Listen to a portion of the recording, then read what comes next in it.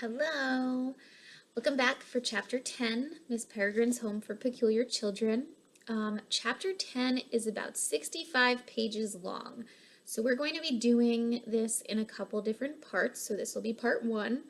And it'll probably be at least two different video links, just because that will allow you to take a break and won't be such a long video to sit through and listen to. So in chapter 9, we found out some serious information. Okay, Jacob is peculiar. He has the same gift as his grandfather, that he can see the monsters, which is why the night that his grandfather died, his friend didn't see that monster in the woods, only he saw it. We also found out that the hollows or hologasts are kind of undead. I wouldn't even call them people. They are peculiars who had done this experiment to try to become immortal, but something went very wrong. So now they're considered the undead, and they have to feed off of the blood of peculiars to survive, to kind of get to this middle ground of not being tortured and not suffering for eternity. So we know that the hollows, or these hologasts, were the monsters that ended up killing Jacob's grandfather. And we also know that they are attacking loops one at a time. So Miss Avocet, who is an Imbrin, just like Miss Peregrine, shows up in pretty bad shape to Miss Peregrine's loop, and she is there to warn her that they are coming after them. They're coming after the peculiars. And so Jacob had to stay in the loop for the night. It wasn't safe for him to leave. And when he did go back, he found his dad sitting at the bar, and he was asking about that other man who was bird watching. If his dad had seen this man who was bird watching that day. And if you remember, they try to blend in with people, but you can tell that they're not regular people by looking at their eyes. So he wants to be able to get a good look at this old man's eyes to find out if he is one of these bad guys. All right, so chapter 10. On Tuesday night, most of what I thought I understood about myself had turned out to be wrong. On Sunday morning, my dad and I were supposed to pack our things and go home. I had just a few days to decide what to do. Stay or go. Neither option seemed good. How could I possibly stay here and leave behind everything I'd known? But after I'd learned, how could I go home? Even worse, there was no one I could talk to about it. Dad was out of the question. Emma made frequent and passionate arguments as to why I should stay, none of which acknowledged the life I would be abandoning, however meager it seemed, or how the sudden, inexplicable disappearance of their only child might affect my parents, or the stifling suffocation that Emma herself had admitted feeling inside the loop. She would only say, "With you here, it'll be better."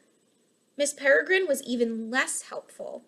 Her only answer was that she couldn't make such a decision for me, even though I only wanted to talk it through. Still, it was obvious she wanted me to stay. Beyond my own safety, my presence in the loop would make everyone else feel safer. But I didn't relish the idea of spending my life as their watchdog. I was beginning to suspect my grandfather had felt the same way, and it was part of the reason he'd refused to return after the war. Joining the peculiar children would also mean I wouldn't finish high school, or go to college, or do any of the normal growing up things people do. Then again, I had to keep reminding myself I wasn't normal. And as long as hollows were hunting me, any life lived outside the loop would almost certainly be cut short. I'd spend the rest of my days living in fear, looking over my shoulder, tormented by nightmares, waiting for them to finally come back and punch my ticket. That sounded a lot worse than missing out on college. Then I thought, Isn't there a third option? Couldn't I be like Grandpa Portman, who for 50 years had lived and thrived and fended off hollows outside the loop? That's when the self-deprecating voice in my head kicked in. He was military trained, dummy, a stone-cold badass. He had a walk-in closet full of sawed-off shotguns.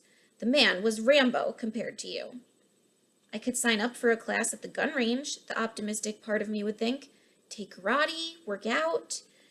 Are you joking? You couldn't even protect yourself in high school. You had to bribe that redneck to be your bodyguard, and you'd wet your pants if you so much as pointed a real gun at anyone. No, I wouldn't. You're weak. You're a loser. That's why he never told you who you really were. He knew you couldn't handle it. Shut up, shut up. For days, I went back and forth like this. Stay or go.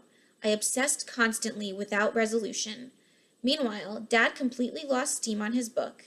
The less he worked, the more discouraged he got. And the more discouraged he got, the more time he spent in the bar.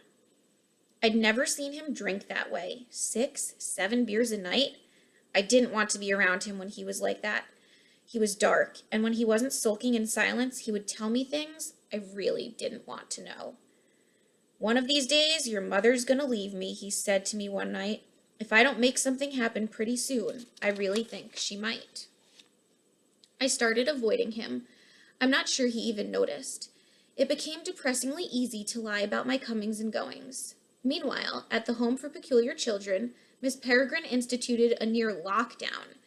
It was like martial law had been declared. The smaller kids couldn't go anywhere without an escort, the older ones traveled in pairs, and Miss Peregrine had to know where everyone was at all times. Just getting permission to go outside was an ordeal. Sentries were drafted into rotating shifts to watch the front and rear of the house. At all times of the day and most of the night, you could see bored faces peeping out of windows. If they spotted someone approaching, they yanked a pole chain that rang a bell in Miss Peregrine's room, which meant that whenever I arrived, she'd be waiting inside the door to interrogate me.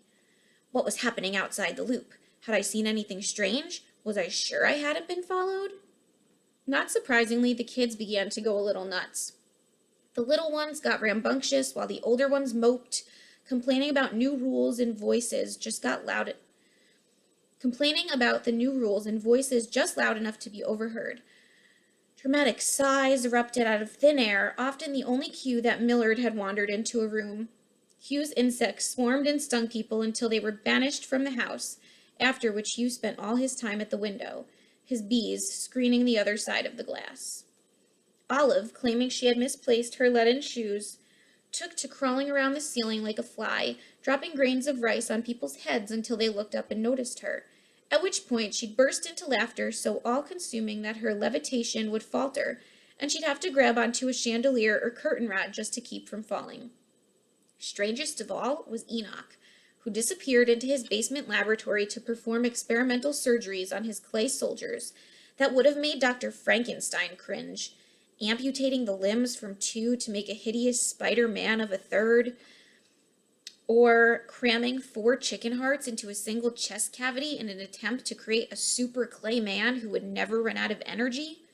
One by one, their little gray bodies failed under the strain, and the basement came to resemble a Civil War field hospital. For her part, Miss Peregrine remained in a constant state of motion, chain-smoking pipes while limping from room to room to check on the children, as if they might disappear the moment they left her sight. Miss Avocet stayed on, emerging from her torpor now and then to wander the halls, calling out forlorningly for her poor abandoned wards before slumping into someone's arms to be taken back to bed. There followed a great deal of paranoid speculation about how Miss Avocet's tragic ordeal and why Hollows would want to kidnap Imbrins, with theories ranging from the bizarre, to create the biggest time loop in history large enough to swallow the whole planet, to the ridiculously optimistic, to keep the Hollows company. Being a horrible soul-eating monster can get pretty lonely. Eventually, a morbid quiet settled over the house. 2 days of confinement had made everything lethargic. 2 days of confinement. So we can kind of relate to this part of the book, right? We are on day 49 of our social distancing, quarantine, self-isolation. So the description so far was what it was like in the children's house for only 2 days. Believing that routine was the best defense against depression, Miss Peregrine tried to keep everyone interested in her daily lessons, in preparing the daily meals, and in keeping the house spick and span. But whenever they weren't under direct orders to do something, the children sank heavily into chairs, stared listlessly out of locked windows, paged through dog-eared books they'd read 100 times before, or slept. Right? Again, so her as a teacher and almost kind of as their mother, the person who's caring for them, believes that keeping the routine is most important in keeping things as normal as possible and also for their mental well-being. And that's part of what we're trying to do with school in giving you these expectations, even though we're not there, but we're setting up Google Meets, we're giving you some sense of routine, hopefully. And again, this was just 2 days of it. And we are on day 49. I'd never seen Horace's peculiar talent in action until one evening he began to scream. A bunch of us rushed upstairs to the garret where he'd been on sentry duty to find him rigid in a chair, in the grips of what seemed to be a waking nightmare, clawing at the air in horror. At first, his screaming was just that, but then he began to babble, yelling about the seas boiling and ash raining from the sky, and an endless blanket of smoke smothering the earth. After a few minutes of these apocalyptic pronouncements, he seemed to wear himself out and fell into an uneasy sleep. The others had seen this happen before, often enough that there were photos of his episodes in Miss Peregrine's album, and they knew what to do. Under the headmistress's direction, they carried him by the arms and legs to bed, and when he woke, a few hours later, he claimed he couldn't remember the dream, and that dreams he couldn't remember rarely came true. The others accepted this because they already had too much else to worry about. I sensed he was holding something back.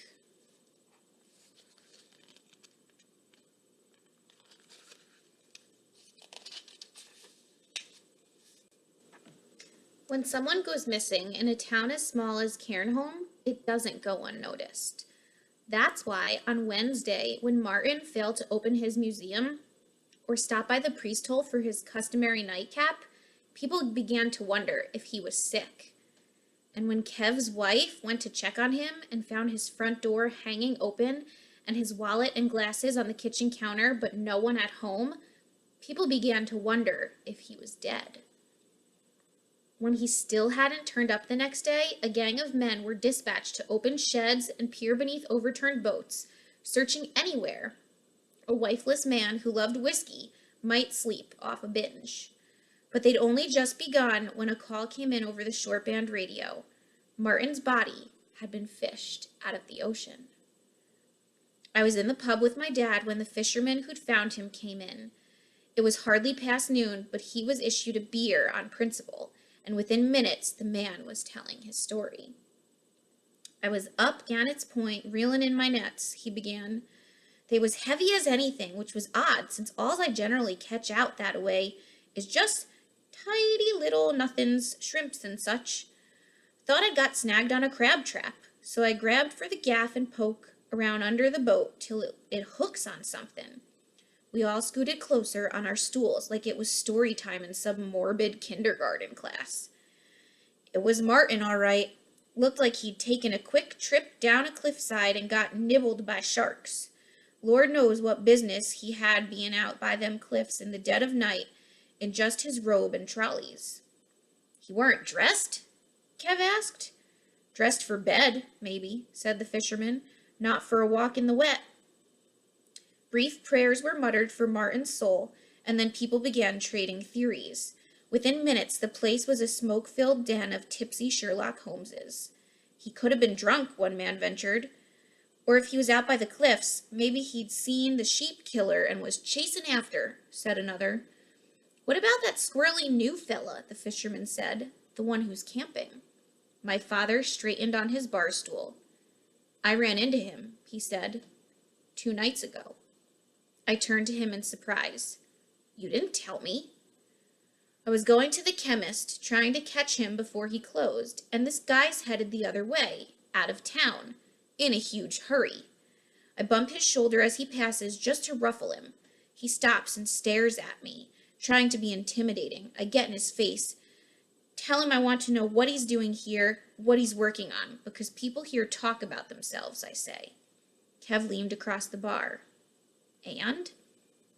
He looks like he's about to take a swing at me, but then just walks off. A lot of the men had questions.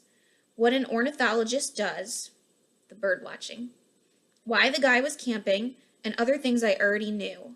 I had only one question, which I'd been itching to ask. Did you notice anything strange about him? About his face? My father thought for a second. Yeah, actually. He had on sunglasses. At night? Weirdest damn thing. A sick feeling came over me, and I wondered how close my father had come to something far worse than a fist fight. I knew I had to tell Miss Peregrine about this, and soon. Ah, bollocks, said Kev. There ain't been a murder on Cairnholm in 100 years. Why would anyone want to kill old Martin anyway? It don't make sense. I'll bet you all around that when his autopsy comes back, it says he was arseholed right into the next century. Could be a tidy spell before that happens, the fisherman said. Storm that's rolling in now, weatherman says it's going to be a right bumper, worst we've had all year. Weatherman says, Kev scoffed. I wouldn't trust that silly bugger to know if it's raining now. The islanders often made gloomy predictions about what Mother Nature had in store for Cairnholm. They were at the mercy of the elements after all, and pessimistic by default. But this time, their worst fears were confirmed.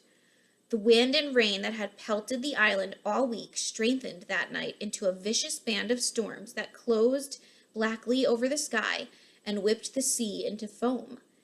Between rumors about Martin having been murdered and the weather, the town went into lockdown, much as the children's home had. People stayed in their houses, windows were shuttered, and doors bolted tight. Boats clattered against their moorings in the heavy chop, but none left the harbor. To take one out in such a gale would have been suicidal. And because the mainland police couldn't collect Martin's body until the seas calmed, the townspeople were left with the nettlesome question of what to do with his body. It was finally decided that the fishmonger, who had the island's largest stockpile of ice, would keep him cool in the back of his shop, among salmon and cod and other things, which, like Martin, had been pulled from the sea. I was under strict instructions from my father not to leave the priest hole, but I was also under strict instructions to report any strange goings to Miss Peregrine, and if a suspicious death didn't qualify, nothing did. So that night, I feigned a flu-like illness and locked myself in my room, then slipped out the window and climbed down a drain pipe to the ground. No one else was foolish enough to be outside, so I ran straight down the main path without fear of being spotted, the hood of my jacket scrunched tight against the whipping rain. When I got to the children's home, Miss Peregrine took one look at me and knew something was wrong. What's happened, she said, her bloodshot eyes ranging over me. I told her everything, all the sketchy facts and rumors I'd overheard, and she blanched. She hurried me into the sitting room, where in a panic she gathered all the kids she could find and then stomped off to find a few who had ignored her shouts. The rest were left to stand around, anxious and confused. Emma and Millard cornered me. What's she in such a tiff about? Millard asked. I quietly told them about Martin. Millard sucked in his breath, and Emma crossed her arms, looking worried. Is it really that bad? I said. I mean, it can't have been hollows. They only hunt peculiars, right? Emma groaned. Do you want to tell him, or shall I? Hollows vastly prefer peculiars over common folk, Millard explained, but they'll eat just about anything to sustain themselves, so long as it's fresh and meaty. It's one of the ways you know there might be a hollow hanging about, said Emma. The bodies pile up. That's why they're mostly nomads. If they didn't move from place to place so often, they'd be simple to track down. How often? I asked, a shiver tracing my spine. Do they need to eat, I mean? Oh, pretty often, said Millard. Arranging the Hollows' meals is what whites spend most of their time doing. They look for peculiars when they can, but a gobsmacking portion of their energy and effort is spent tracking down common victims for the Hollows, animal and human, and then hiding the mess. His tone was academic, as if discussing the breeding patterns of a mildly interesting species of rodent. But I don't get, the whites get caught? But don't the whites get caught, I said. I mean, if they're helping murder people, you'd think. Some do, Emma said. Wager you've heard of a few if you follow the news. There was one fellow, they found him with human heads in the icebox and gibblety goodies in a stock pot over a low boil, like he was making Christmas dinner. In your time, this wouldn't have been very long ago. I remembered, vaguely, a sensationalized late-night TV special about a cannibalistic serial killer from Milwaukee who'd been apprehended in similarly gruesome circumstances. You mean Jeffrey Dahmer? I believe that was the gentleman's name. Yes, said Millard. Fascinating case. Seems he never lost his taste for the fresh stuff, though he'd not been a Hollow for many years. I thought you guys weren't supposed to know about the future, I said. Emma flashed a canny smile. The bird only keeps good things about the future to herself, but you can bet we hear all the brown trouser bits. Then Miss Peregrine returned, pulling Enoch and Horace behind her by their shirt sleeves. Everyone came to attention. We've just had the word of a new threat, she announced, giving me an appreciative nod. A man outside our loop has died under suspicious circumstances. We can't be certain of the cause or whether it represents a true threat to our security, but we must conduct ourselves as if it did.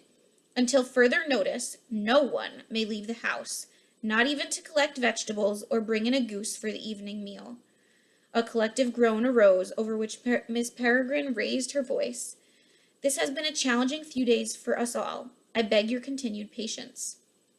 Hands shot up around the room, but she rebuffed all questions and marched off to secure the doors. I ran after her in a panic. If there really was something dangerous on the island, it might kill me the minute I set foot outside the loop. But if I stayed here, I'd be leaving my father defenseless, not to mention worried sick about me. Somehow, that seemed even worse. I need to go, I said, catching up to Miss Peregrine. She pulled me into an empty room and closed the door. You will keep your voice down, she commanded, and you will respect my rules. What I said applies to you as well. No one leaves this house. But thus far, I have allowed you an unprecedented measure of autonomy to come and go as you please, out of respect for your unique position. But you may have already been followed here, and that puts my wards' lives in jeopardy. I will not permit you to endanger them or yourself any further. Don't you understand? I said angrily. Boats aren't running. Those people in town are stuck. My father is stuck. If there really is a white, and it's who I think it is, he and my dad have almost gotten into one fight already. If he just fed a total stranger to a Hollow, who do you think he's going after next? Her face was like stone. The welfare of the townspeople is none of my concern, she said. I won't endanger my wards, not for anyone. It isn't just the townspeople, it's my father. Do you really think a couple of locked doors will stop me from going? Perhaps not. But if you insist on leaving here, then I insist. You never return. I was so shocked I had to laugh. But you need me, I said. Yes, we do, she replied. Very much.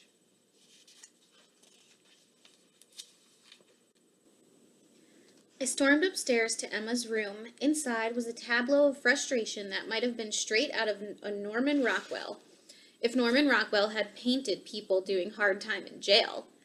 Bronwyn stared woodenly out the window. Enoch sat on the floor, whittling a piece of hard clay.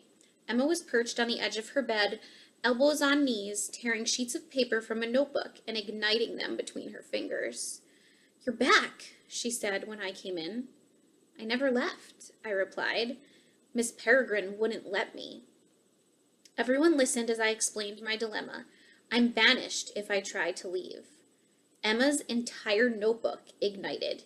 "You can't do that," she cried, oblivious to the flames licking her hand. "She can do what she likes," said Bronwyn. "She's the bird."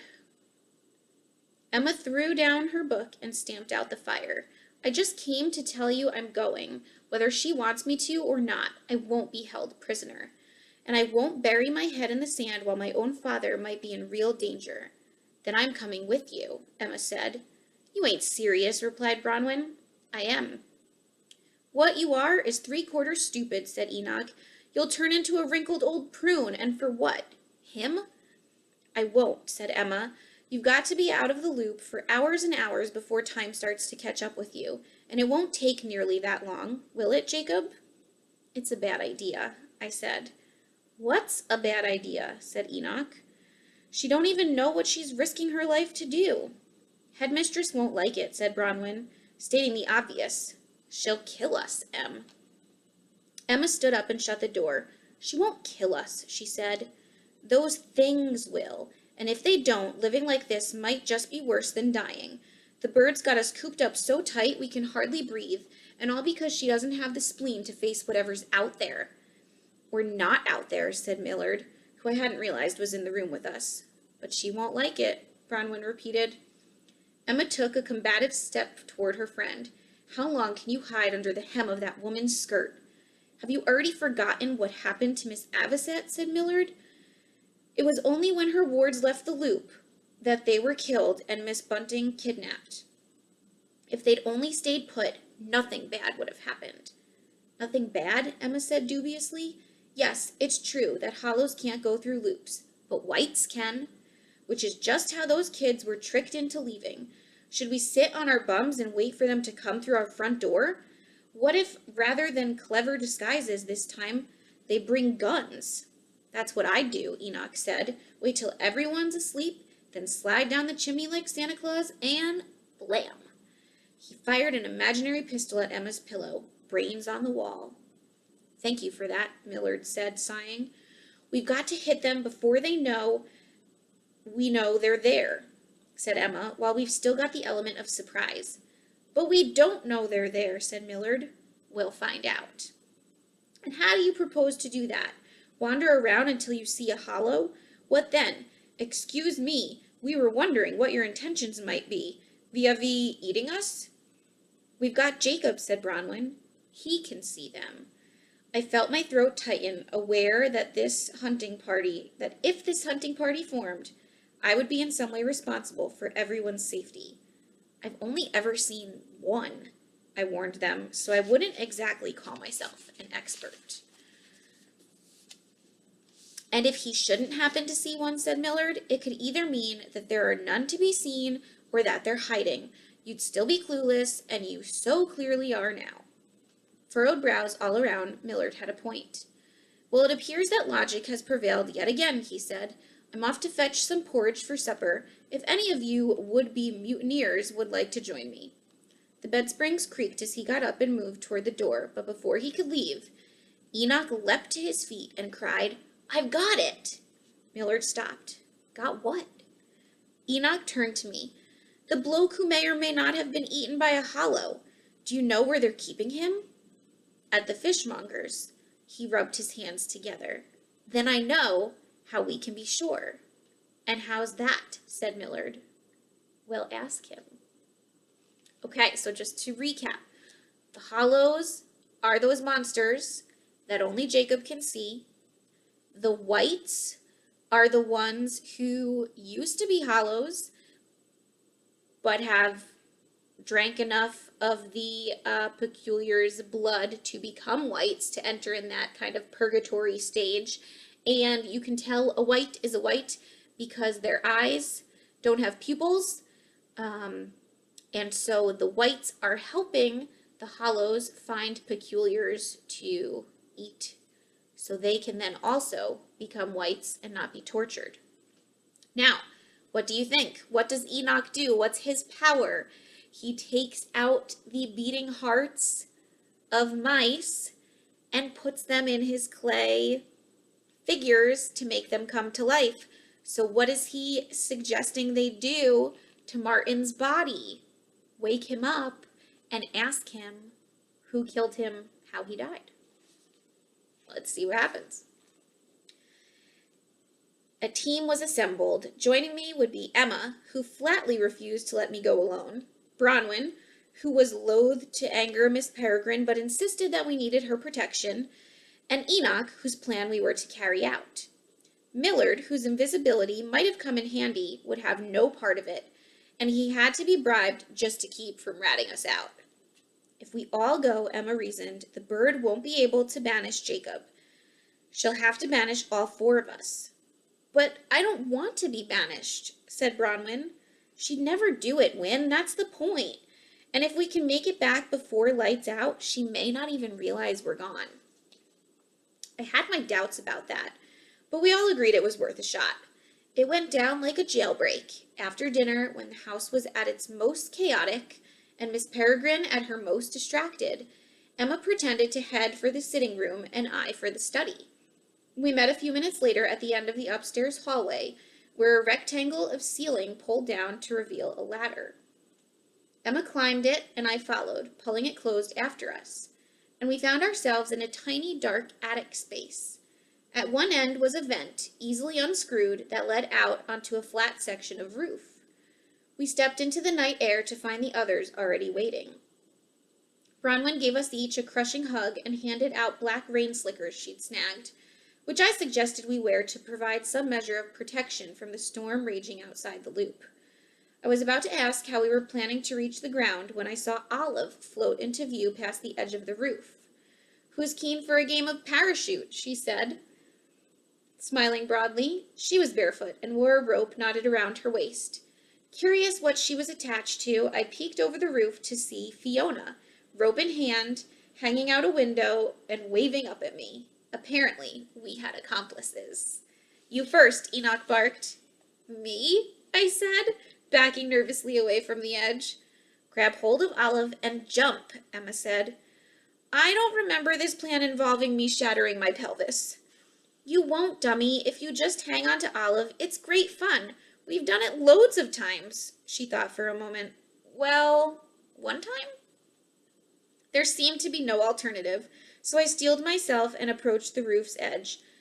"Don't be frightened," Olive said. "Easy for you to say," I replied. "You can't fall." She reached out her arms and bear hugged me, and I hugged her back, and she whispered, "Okay, go." I closed my eyes and stepped into the void. Instead of the drop I feared, we drifted slowly to the ground like a balloon leaking helium. "That was fun," Olive said. "Now let go." I did, and she went rocketing back up to the roof, saying, "Whee!" all the way. The others shushed her, and then one after another, they hugged her and floated down to join me. When we were all together, we began sneaking toward the moon-capped woods, Fiona and Olive waving behind us. Maybe it was my imagination, but the breeze-blown topiary creatures seemed to wave at us, too, with Adam nodding a somber farewell. And we are going to stop there.